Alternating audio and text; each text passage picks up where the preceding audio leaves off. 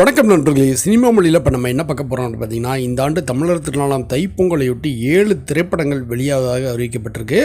அந்த படங்கள் என்னென்ன, அந்த படங்களை வெளியிடும் நிறுவனங்கள் யார் யார் அப்படிங்கிறத பார்க்க போகிறோம். வாங்க.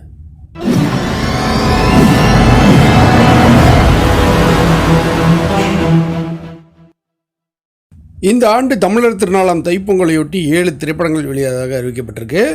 பாலா இயக்கத்தில் அருண் விஜய் கதாநாயகனாக நடித்திருக்கும் வணங்கான், சுந்தர் சி இயக்கத்தில் விஷால் கதாநாயகனாக நடித்திருக்கும் மத கஜராஜா, சங்கர் இயக்கத்தில் ராம்சரண் கதாநாயகனாக நடித்திருக்கும் கேம் சேஞ்சர், கிருத்திகா உதயநிதி இயக்கத்தில் ஜெயம் ரவி கதாநாயகனாக நடித்திருக்கும் காதலிக்க நேரமில்லை, விஷ்ணுவர்தன் இயக்கத்தில் ஆகாஷ் முரளி கதாநாயகனாக நடித்திருக்கும் நேசிப்பாயா, வாலி மோகன்தாஸ் இயக்கத்தில் ஷேன் நிகம் கதாநாயகனாக நடித்திருக்கும் மெட்ராஸ்காரன் மற்றும் அரவிந்த் ஸ்ரீனிவாஸ் இயக்கத்தில் கிஷன் தாஸ் கதாநாயகனாக நடித்துள்ள தருணம் ஆகிய படங்கள் வெளியாவதாக அறிவிக்கப்பட்டிருக்கு.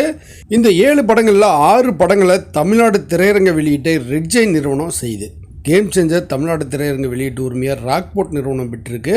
அந்த நிறுவனம் தமிழ்நாட்டின் விநியோக பகுதிகளுக்கு வெவ்வேறு விநியோகஸ்தர்களிடம் படத்தை கொடுத்துருக்கு. செங்கல்பட்டு விநியோக பகுதியில் கேம் சேஞ்சர் படத்தை ரெட் ஜெயின் நிறுவனம் வெளியிட இருக்கு.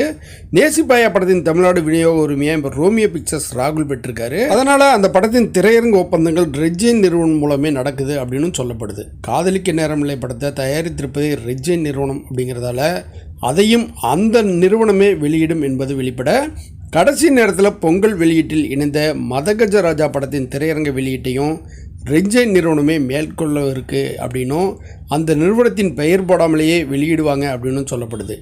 தருணம், மெட்ராஸ்காரன் ஆகிய படங்களின் திரையரங்க வெளியீட்டு வேலைகளையும் ரெட் ஜெயின் நிறுவனத்தில் இருப்போரே செய்கிறாங்களாம். இறுதியாக பாலா இயக்கும் வணங்கான் படத்தையும் அந்த நிறுவனத்திடமே கொடுத்துருக்காங்களாம்.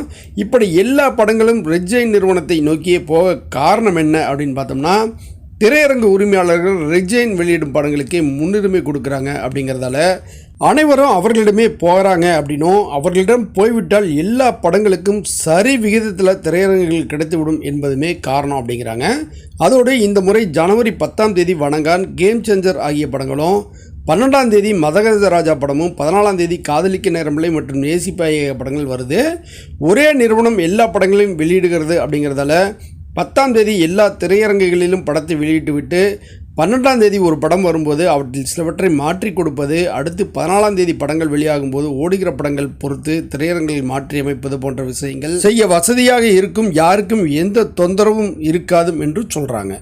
இவை எல்லாவற்றுக்கும் ஆட்சி அதிகாரமே அடிப்படை காரணம் என்பதுதான் பெரிய நெருடல். மற்றும் ஒரு நிகழ்வில் சந்திப்போம். நன்றி.